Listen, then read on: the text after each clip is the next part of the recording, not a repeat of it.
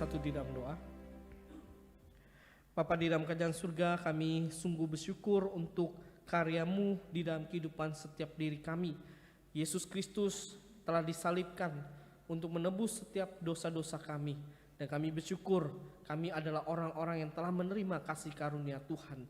Oleh karena itu kami meresponi akan anugerah keselamatan dengan hadir di rumah Tuhan. Kami hadir untuk mendengarkan firman Tuhan.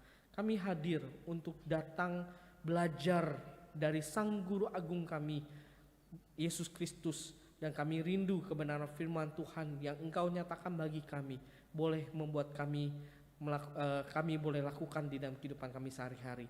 Sehingga kami bukan hanya menjadi pendengar, tetapi kami betul-betul menjadi pelaku dari kebenaran firman Tuhan. Kami memohon kiranya Roh Kudus bekerja di dalam hati kami, memperbarui hati kami selama kebenaran firman Tuhan Engkau nyatakan. Firman-Mu tertanam di dalam hidup kami, dan Roh Kudus boleh menegur kami, membimbing kami, serta juga menolong kami untuk melakukan firman-Mu. Kami menyerahkan waktu ini ke dalam tangan Tuhan. Demi nama Tuhan Yesus Kristus kami bersama-sama berdoa. Amin. Bapak Ibu Saudara sekalian, mari kita melanjutkan pembahasan kita terkait dengan 1 Petrus. Mari saya mengajak kita, mari kita membuka dari 1 Petrus pasal yang keempat, ayat yang ke-12 sampai ayat yang ke-19. 1 Petrus pasal yang keempat, ayatnya yang ke-12 sampai ayat yang ke-19. Bapak Ibu Saudara sekalian, saya mengajak kita membaca. Saya ayat 12, Bapak Ibu ayat 13, kita terus demikian hingga ayat yang ke-19. Demikianlah firman Tuhan. Saudara-saudara yang terkasih, janganlah heran akan nyala api derita yang datang kepadamu sebagai ujian, seolah-olah ada sesuatu yang luar biasa terjadi atas kamu.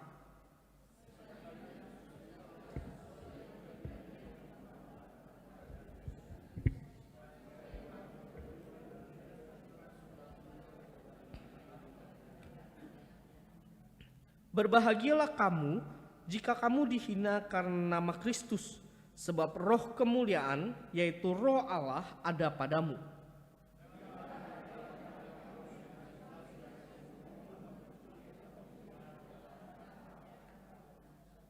Namun, jika ia menderita sebagai orang Kristen, janganlah ia malu, melainkan hendaklah ia memuliakan Allah dalam nama Kristus itu.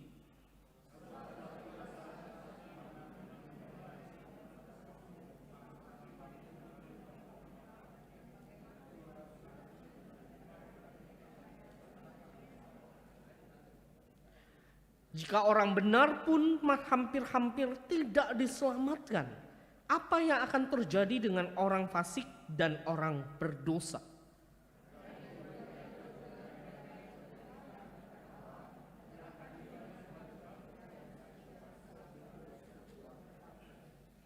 Bapak Ibu Saudara sekalian, kita hidup di dalam dunia yang sudah jatuh di dalam dosa, dan penderitaan bukanlah hal yang aneh bagi kita. Nah, di dalam perjalanan kehidupan kita sesungguhnya ada dua macam penderitaan yang terjadi di dalam kehidupan kita.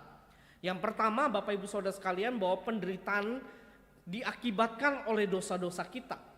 Sebagai contoh misalkan, Bapak Ibu Saudara sekalian, jikalau ada seseorang yang suka berbohong di dalam hidupnya, maka saudara, waktu dia sedang mengalami kesulitan, orang-orang di sekitarnya tidak mau membantu. Kenapa? Karena takut dibohongi. Saudara, itu akibat dosa, penderitaan yang diakibatkan oleh dosa. Jadi waktu dia sering berbohong begitu ya, nah waktu dia kesulitan tidak ada yang berani menolongnya karena takut dibohongi. Nah, yang kedua saudara, penderitaan yang bisa dialami oleh orang-orang seperti diri kita adalah penderitaan yang terjadi di luar kendali kita. Penderitaan yang dialami oleh orang percaya karena imannya saudara. Jadi penderitaan semacam ini ada penderitaan yang dikarenakan imannya. Nah saudara, penderitaan ini bisa saja dalam bentuk ancaman, gertakan, gosip, dibenci, ataupun lainnya, yang membuat orang percaya akhirnya disalahkan, difitnah, dicaci maki, bahkan kehilangan nyawanya. Sebagai contoh misalkan begini Bapak Ibu, belakangan ini LGBT terus menerus menghantui orang-orang Kristen. Begitu ya, bahkan ada sebagian orang akhirnya beranggapan bahwa LGBT itu adalah hal yang lumrah. Ya, kita bersyukur di Indonesia belum mensahkan terkait dengan pernikahan sesama jenis. Tapi kalau kita mendengar di luar negeri, bahkan negara yang orang-orang Kristennya banyak seperti Amerika saja, ternyata di Amerika LGBT itu sudah disahkan. Nah saudara, kalau orang Kristen dia mengatakan bahwa LGBT salah, saudara, apa yang terjadi? Karena imannya mengatakan LGBT salah, biasanya orang-orang LGBT akan memusuhinya. Bahkan mungkin ya mengatakan, oh orang Kristen mah tidak ada kasih, orang Kristen mah tidak benar hidupnya. Nah saudara, penderitaan seperti ini terjadi di luar kendali kita. Penderitaan semacam ini terjadi karena imannya. Nah saudara, pertanyaan saya, di antara dua penderitaan ini, manakah yang dimaksud oleh Petrus di dalam tulisannya? Apakah penderitaan pertama atau penderitaan yang kedua? Atau sesungguhnya di dalam penderitaan yang dituliskan oleh Petrus ini adalah dua-duanya? Nah saudara, saya yakin setiap diri kita langsung berasumsi tampaknya penderitaan yang kedua. Dan memang betul Bapak Ibu Saudara sekalian, waktu Petrus menuliskan bagian ini, penderitaan yang dimaksudkan oleh Petrus bukan karena akibat dosa, tetapi penderitaan karena hidup benar, karena kebenaran saudara. Oleh karena itu hari ini saudara, saya ingin mengajak setiap diri kita memikirkan bagaimana kita orang Kristen ini menanggapi penderitaan dalam hidup ini. Bagaimana kita orang-orang Kristen menanggapi penderitaan karena kebenaran itu dalam hidup ini. Saudara, yang pertama adalah siap menderita sebenarnya. Tanggapan kita yang pertama adalah kita siap untuk menderita. Karena penderitaan itu merupakan bagian dari rencana Allah untuk memurnikan iman kita dan memperkuat karakter kita. Nah, Bapak Ibu Saudara sekalian, di dalam kehidupan kita bagi banyak orang penderitaan itu dipahami sebagai bentuk penghakiman Tuhan. Ada juga orang yang berpikir bahwa penderitaan itu adalah bentuk pembiaran dari Tuhan atau ketidakpedulian Allah terhadap dunia ini atau terhadap manusia. Nah, logika berpikir dalam pandangan ini bahwa penderitaan itu adalah penghukuman Tuhan, penderitaan itu ketidakhadiran Tuhan, logikanya sederhana. Saudara, logikanya begini, jika Allah itu baik, maka seharusnya Allah tidak membiarkan umatnya sengsara. Betul ya?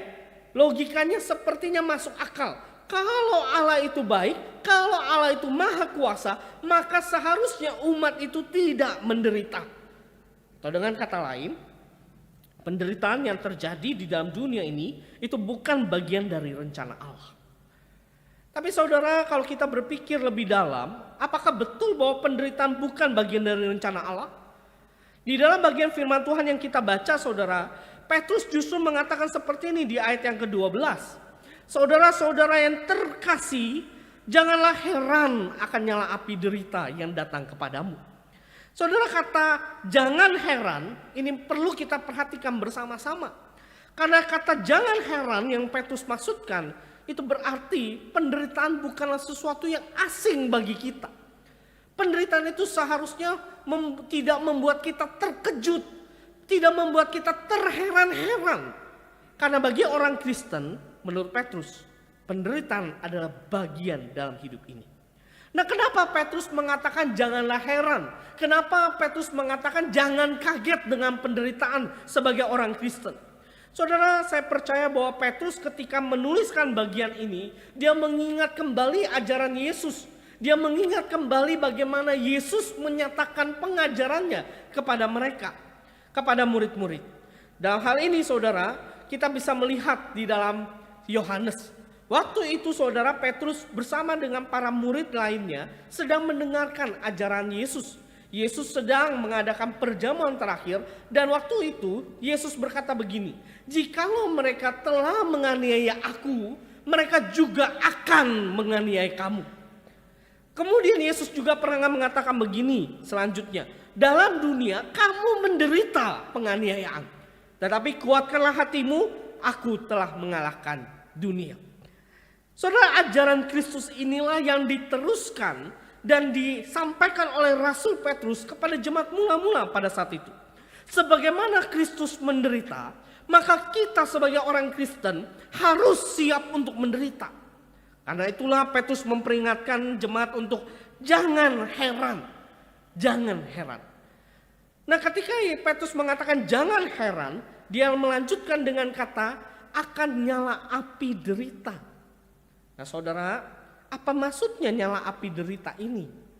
Saudara, para penafsir atau kalau kita membaca dalam bahasa Yunaninya, ini adalah sebuah kata metafora yang ternyata perlu ditafsirkan berdasarkan perjanjian lama. Jadi waktu Petrus menggunakan bahasa Yunaninya dalam terjemahan kita nyala api derita, kita harus menafsirkan kata ini menurut perjanjian lama. Secara khusus Bapak Ibu Saudara sekalian, kita harus lihat dari Maleakhi 3 ayat 1 sampai 4. Saudara, mari kita lihat bagian ini. Di dalam Maleakhi 3 ayat 1 sampai 4 berkata begini.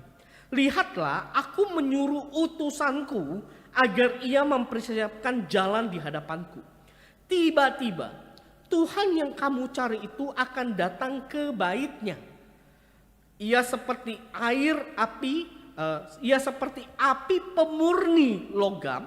Ia akan duduk seperti orang yang memurnikan dan menahirkan perak.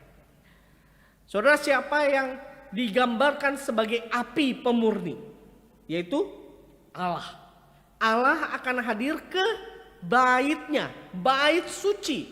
Kalau di dalam perjanjian baru, saudara, bait suci itu adalah rumah Allah atau gerejanya. Maka saudara, kalau kita membaca di dalam 1 Petrus 4 ayat 17, saudara jangan kaget. Karena di sana dikatakan begini. Sebab telah tiba saatnya penghakiman dimulai dari rumah Allah. Maksudnya apa? Bahwa nyala api derita itu pertama-tama dimulai dari gereja. Gereja.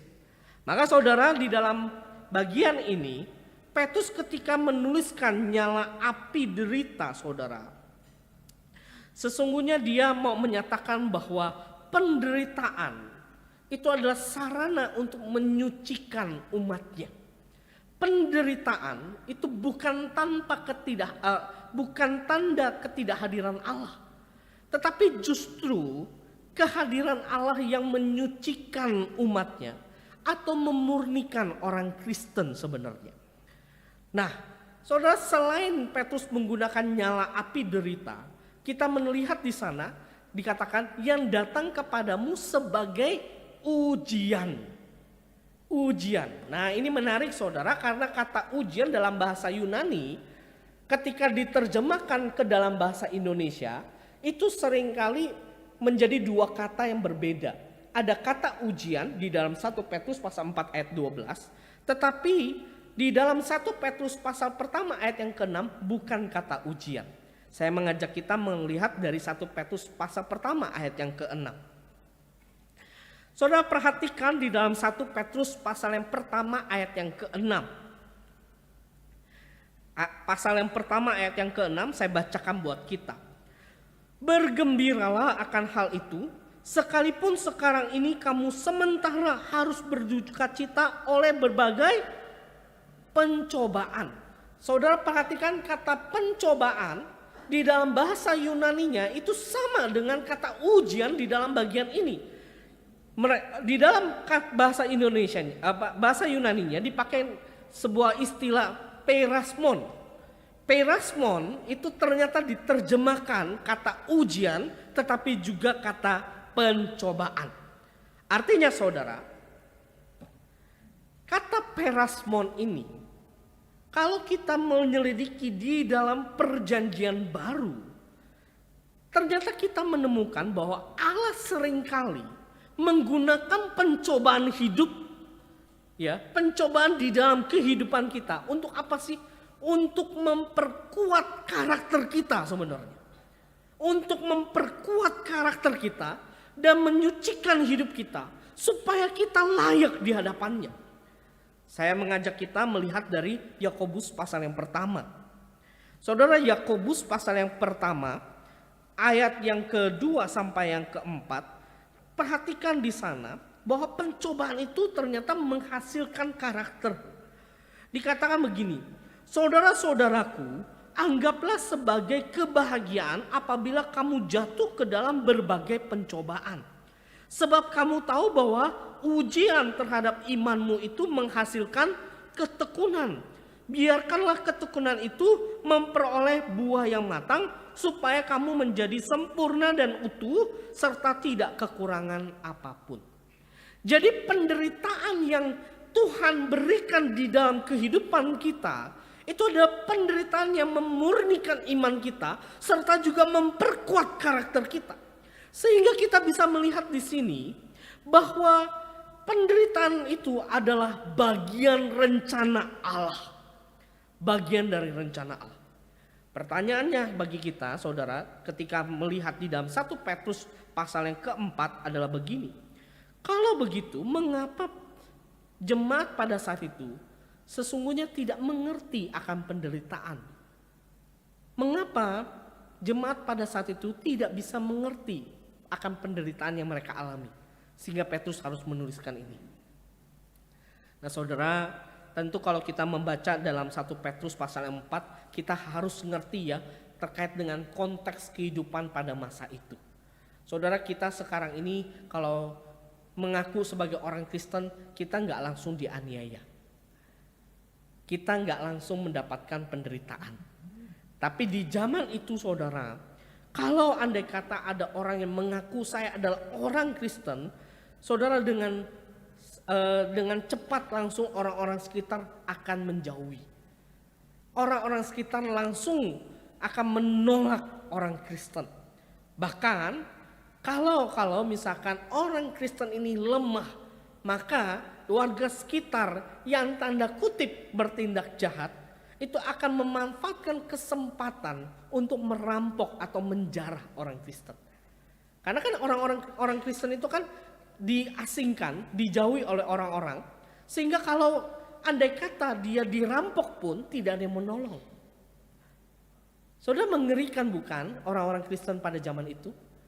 Jemaat mula-mula ketika mengaku saya orang Kristen, seketika itu juga mendapatkan ancaman, mendapatkan perlakuan bahwa mereka diasingkan oleh warga sekitar. Dan lebih-lebih lagi, ternyata kalau kita mempelajari sejarah, saudara, pada saat itu Kaisar Romawi yaitu Nero itu memang tidak menyukai kekristenan. Kaisar Nero itu adalah musuh abadinya orang-orang yang mengabarkan Injil. Kaisar Nero itu akan selalu memberikan ancaman yang mengerikan kemanapun Injil disebarkan. Maka dalam catatan sejarah ada banyak kisah yang menyebutkan bahwa orang-orang Kristen itu mengalami banyak penganiayaan dan penderitaan. Bahkan mengalami kematian yang disebabkan oleh perintah Kaisar Nero. Jadi saudara, menjadi orang Kristen pada saat itu berarti memilih hidup semakin sulit. Beda ya dengan kita ya. Di zaman kita, pemahaman kita, seringkali kita dengar begini, oh kalau ikut Tuhan mah enak. Tuhan akan memberkati. Tuhan akan membuat kamu lepas dari penderitaan. Tuhan akan membuat kamu hidupnya sukses. Itu kan suara-suara modern kan, suara-suara di zaman sekarang kan. Tetapi di zaman itu, saudara, kalau seseorang menjadi orang Kristen, berarti dia memilih untuk hidup semakin sulit, hidup untuk menderita. Oleh karena itulah Petrus mengingatkan, bersiaplah menderita. Karena penderitaan itu merupakan bagian rencana Allah untuk memurnikan iman kita dan memperkuat karakter kita. Nah, saudara, dalam hal ini saya teringat dengan apa yang terjadi di Jepang. Saudara, Jepang itu adalah negara yang sering mengalami gempa dan tsunami. Bencana ini jelas merugikan dan bisa menewaskan banyak orang Jepang. Nah, untuk mengantisipasi dampak bencana ini, saudara, biasa pemerintah Jepang itu membuat sistem peringatan bencana alam. Apabila ada gempa begitu ya, saudara, maka pemerintah itu akan mengirimkan pesan SMS kepada setiap warganya. Dan itu biasanya juga diikuti oleh kita ya. Belakangan ini saya lihat ya, kalau beberapa waktu lalu ada gempa. Saya tidak tahu ya nomor saudara terima SMS atau enggak ya. Saya langsung dapat SMS bahwa terjadi gempa begitu. Nah saudara, di Jepang itu sudah punya sistem bahwa kalau nanti ada gempa itu langsung ada SMS peringatan dini. Peringatan ini diberikan supaya apa? Supaya warga sekitar atau warga Jepang itu bersiap-siap menghadapi ancaman. Bersiap-siap untuk menghadapi bahaya yang akan datang. Nah saudara, sama seperti SMS peringatan itu, sesungguhnya ayat 12 ini itu adalah SMS peringatan bagi kita orang Kristen. Bahwa kita harus siap untuk menghadapi penderitaan yang terjadi di dalam hidup ini. Penderitaan yang terjadi di dalam hidup ini. Saudara, hari-hari ini kita melihatkan peperangan terjadi, tidak pernah selesai. Peperangan ini mengakibatkan ekonomi semakin sulit dan banyak orang mengalami penderitaan, bukan? Dan dampak ekonomi yang semakin sulit ini juga dirasakan oleh setiap diri kita, orang-orang Indonesia. Barangkali saudara ada di antara kita yang merasa kok karena penderitaan yang terus menerus ya, peperangan yang tidak usai, ekonomi yang semakin merosot, kita mulai melihat ke rekening tabungan kita. Saudara melihat rekening tabungan kita kok semakin menipis.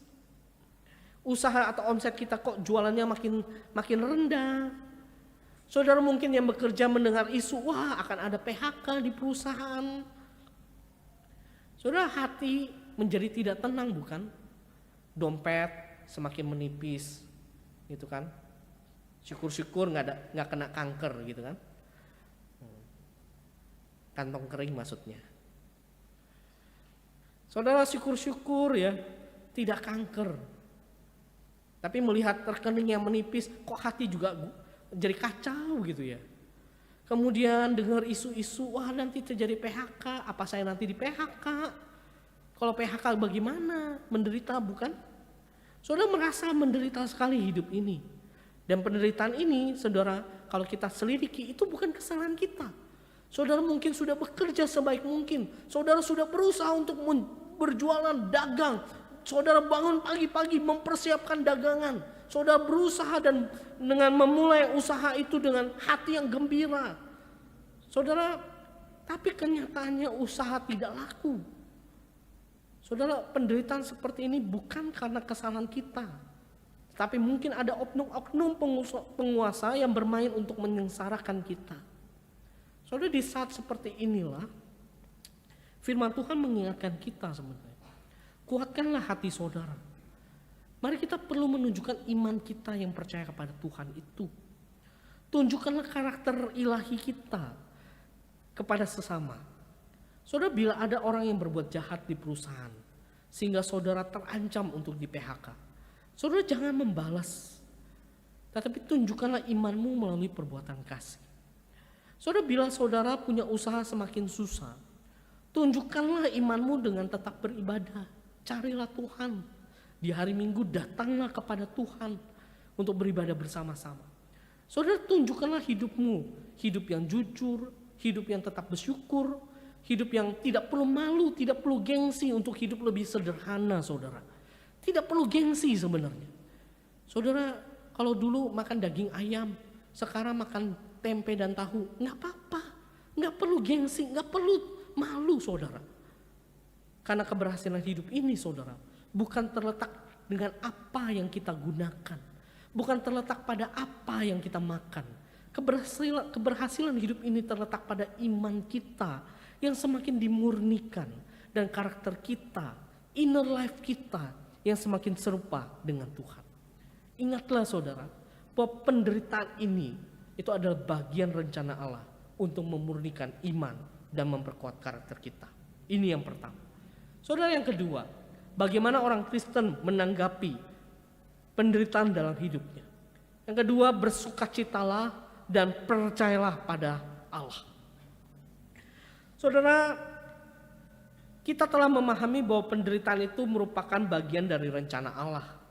Di dalam prakteknya, saudara, kita bisa saja mengawali penderitaan kita ini dengan sukacita ya.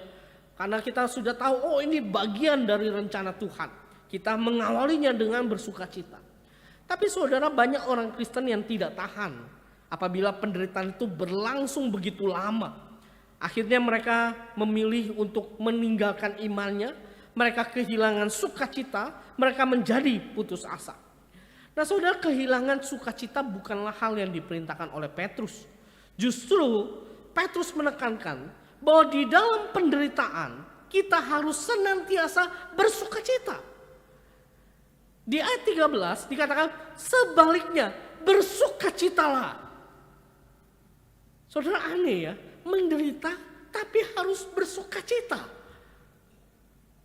Dua hal yang kontras, yang tidak masuk di dalam logika kita. Bukankah kalau kita menderita harusnya raut wajah kita sedih dan kita boleh-boleh saja menunjukkan rasa sedih kita. Tetapi di dalam bagian ini Petrus justru mengatakan bahwa kalau kamu menderita demi kebenaran, bersukacitalah. Saudara, bersukacitalah ini adalah penekanan yang Petrus lakukan. Dan dia tidak berakhir dengan kata bersukacita, tetapi dia menambahkan dengan sebuah kalimat begini: sesuai dengan bagian yang kamu dapat dalam penderitaan Kristus. Artinya saudara, sumber sukacita kita bukan diri kita. Sumber sukacita kita itu adalah Kristus. Kristus yang telah terlebih dahulu menderita buat kita. Petrus mengajak kita menderita di dalam kebenaran, bersukacita melihat kepada Kristus sang sumber sukacita itu. Waktu dia hadir ke dalam dunia ini saudara, Kristus hadir dengan menyatakan kebenaran Allah.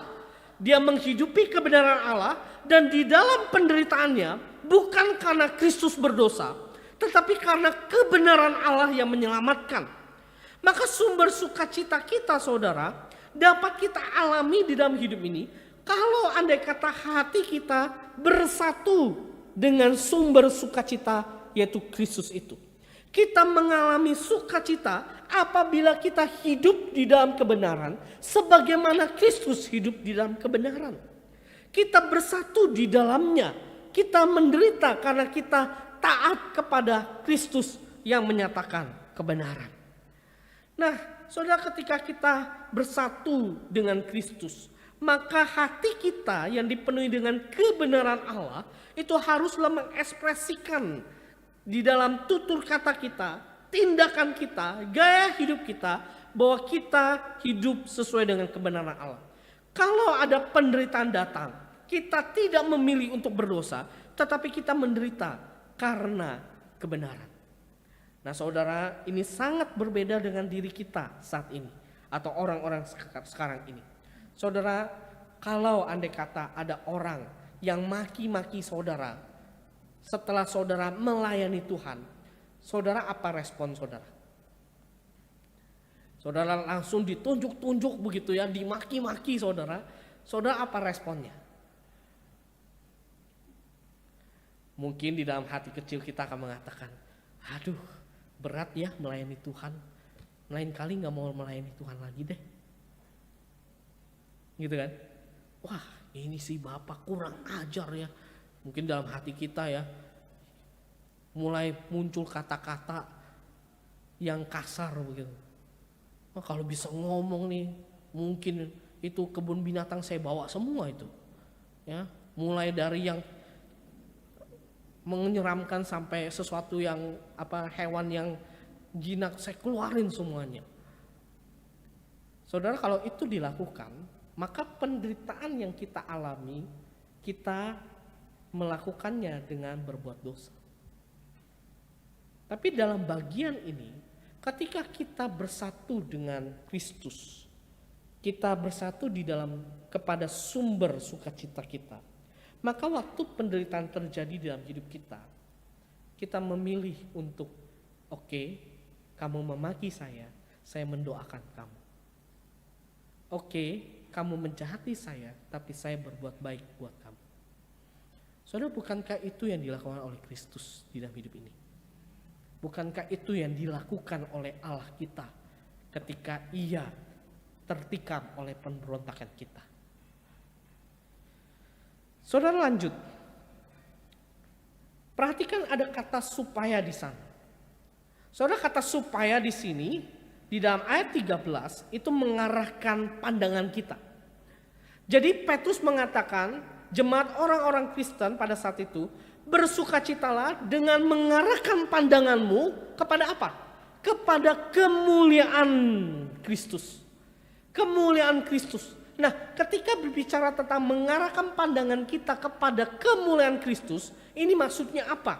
Saudara, Petrus meyakini dan percaya Kristus yang sudah naik ke surga itu, Kristus yang naik di dalam kemuliaannya, dia juga akan datang kedua kali di dalam kemuliaannya. Maka sebagai orang-orang Kristen yang hidup di antara masa kehadiran pertama dengan kehadiran kedua ini, di dalam masa antara ini saudara, di dalam masa kita ini 1000 tahun, ya, kita ini adalah orang-orang yang harusnya memandang kepada kemuliaan Kristus yang nanti datang kedua kali. Bahwa ketika Kristus datang kedua kali, dia akan menghakimi setiap orang. Dia akan menghakimi orang yang tidak percaya, tetapi dia juga akan menghakimi kita, orang yang percaya.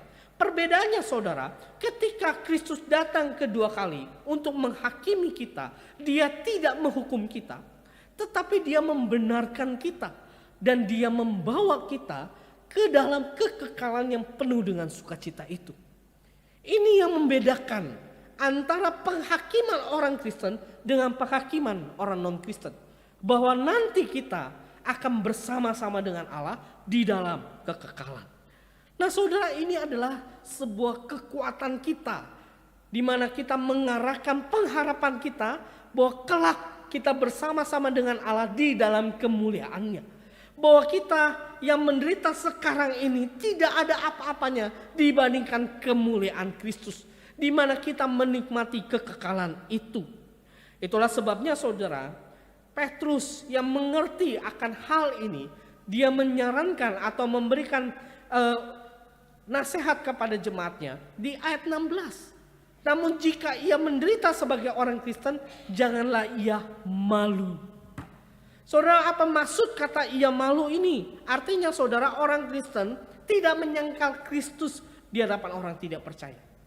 Kalau hari ini saudara, bahasanya begini.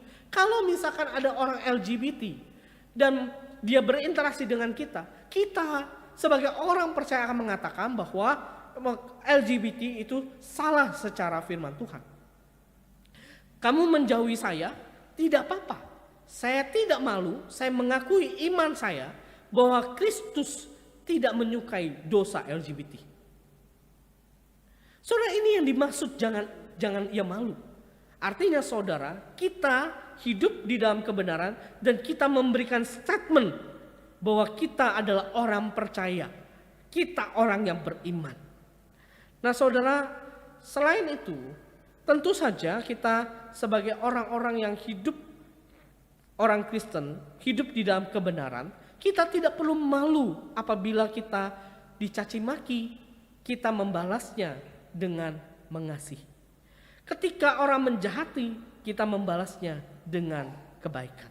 Kita menolong mereka, Dengan demikian saudara, di ayat 19, Petrus mengatakan begini. Karena itu, baiklah juga mereka yang menderita karena kehendak Allah, menyerahkan dirinya kepada pencipta yang setia sambil terus berbuat baik. Saudara, ayat 19 ini kesimpulan dari penderitaan yang disampaikan oleh Petrus. Karena itu, baiklah juga mereka atau jemaat yang menderita karena kehendak Allah, menyerahkan dirinya. Saudara, menyerahkan diri berarti kita percaya. Kita mempercayakan hidup kita kepada Allah Sang Pencipta yang setia. Kita meyakini bahwa Allah tidak akan membiarkan kita menderita melampaui batas kemampuan kita. Allah akan memberikan kekuatan yang dibutuhkan untuk bertahan di dalam penderitaan. Maka dari itu saudara, bersukacita dan teruslah menunjukkan perbuatan baik di dalam hidup ini. Saudara, di dalam mempersiapkan ini, saya teringat dengan seorang tokoh. Saudara tahu siapa ini orangnya? Saya tidak tahu ini bacanya gimana ya. Ini orang Amerika ya. Kalau orang Amerika ini, tapi bahasanya kok kayak orang-orang Jepang gitu ya. Spafford. Saudara tahu siapa Spafford? Saya yakin kita semua jarang atau tidak tahu Spafford. Saudara, Spafford ini adalah seorang pengacara Kristen yang sukses di Chicago pada abad ke-19. Ya. Saudara, dia adalah orang yang saleh. Dia aktif melayani di gereja. Dan saudara, dia punya istri dan punya 5 anak. Hidupnya pada saat itu sangat diberkati oleh Tuhan. Dia adalah orang yang sukses di dalam bisnisnya. Tapi saudara, pada tahun 1871 ternyata terjadi bencana. Saudara, rumahnya, tempat usahanya itu terbakar, terjadi kebakaran saudara. Saudara, Spafford kehilangan kekayaannya pada saat itu. Dan ternyata tidak lama berselang, anak laki-lakinya, satu-satunya anak laki-laki dari 5 anaknya itu meninggal dunia. Saudara, meski terluka pada saat itu, kehilangan harta, kehilangan anak laki-lakinya, Spafford tetap memilih setia. Dia membantu orang miskin, dia mendukung seorang tokoh Kristen yang terkenal sekarang ini, yaitu D.L. Moody. Saudara, dia melayani Tuhan. Dia tidak membiarkan hatinya kecewa. Kemudian saudara, 2 tahun berselang kejadian kebakaran itu, akhirnya keluarga memutuskan bahwa mereka akan pindah ke Inggris. Namun dalam hal perjalanan, Spafford mengutus dulu istri dan ke-4 anaknya ke Inggris. Nah, celakanya saudara, waktu pada saat itu belum ada pesawat terbang, belum punya kapal yang modern seperti sekarang ini. Saudara, waktu itu istri dari Spafford dan 4 anak perempuannya naik ke kapal menuju ke Inggris, dan di sana kapal tersebut tenggelam atau mengalami kecelakaan. Saudara, istrinya selamat, tapi tidak dengan 4 anaknya. Saudara, istri dari Spafford, dia mengirimkan telegram, dia menuliskan, hanya saya yang masih hidup. Saudara, Spafford yang mendengar hal itu, dia cepat-cepat berangkat ke Inggris untuk berjumpa dengan istrinya. Waktu dia naik kapal ya, kapten dari kapal itu menunjukkan, ini loh tempat di mana kapal sebelumnya tenggelam. Saudara, waktu Spafford dia melihat ke tempat di mana kapal tenggelam, anak-anaknya meninggal. Saudara, Spafford itu menuliskan sebuah lirik yang ternyata sering kita nyanyikan, yaitu ini. It's well with my soul. Tenanglah jiwaku, nyamanlah. Ya, saudara tahu lagu ini, biasanya kedukaan sering nyanyikan. Nyamanlah, nyamanlah jiwaku. Saudara, Spafford dia tuliskan sebuah lirik begini. When peace like a river attended my way. Ya, dia mengatakan bahwa bila damai itu seperti sebuah aliran sungai yang mengiringi jalanku. Lalu dia tuliskan yang kedua. When sorrows like sea billows roll. Dia katakan ketika atau bila duka itu seperti gelombang laut yang datang bertubi-tubi. Saudara, dia katakan selanjutnya, apapun yang terjadi, Tuhan mengajarkanku, it is well with my soul. Tenanglah, tenanglah jiwaku.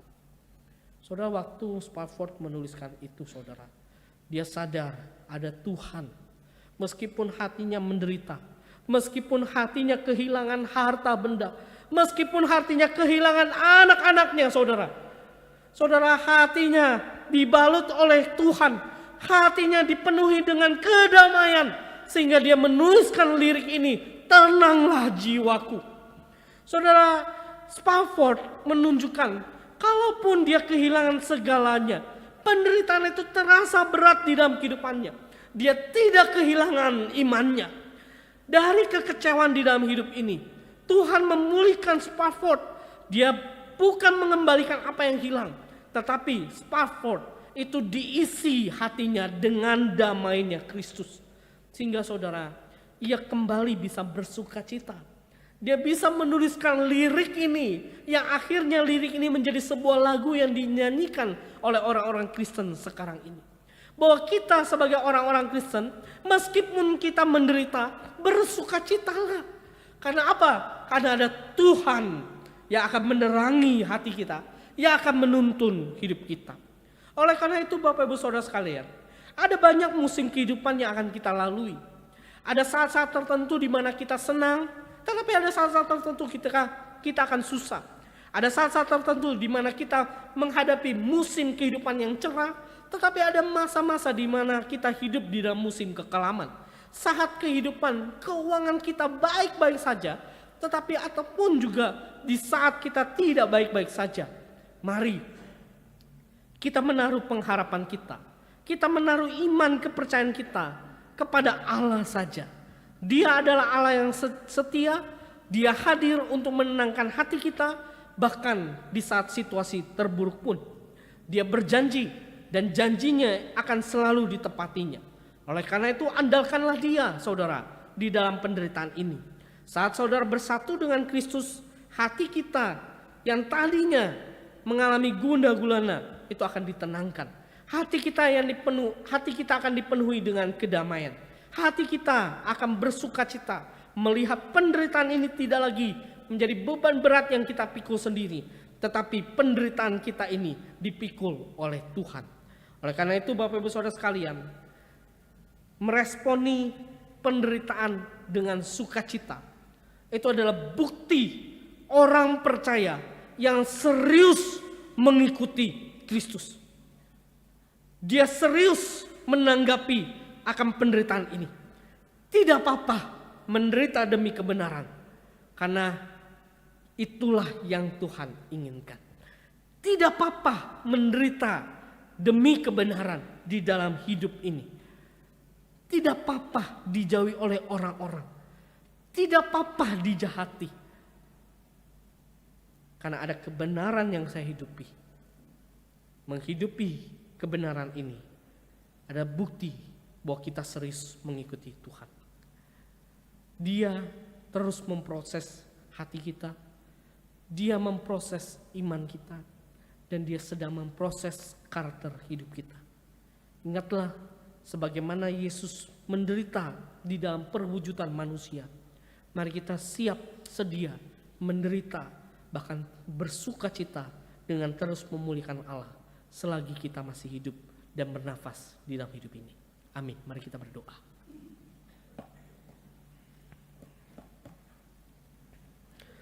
Bapa di dalam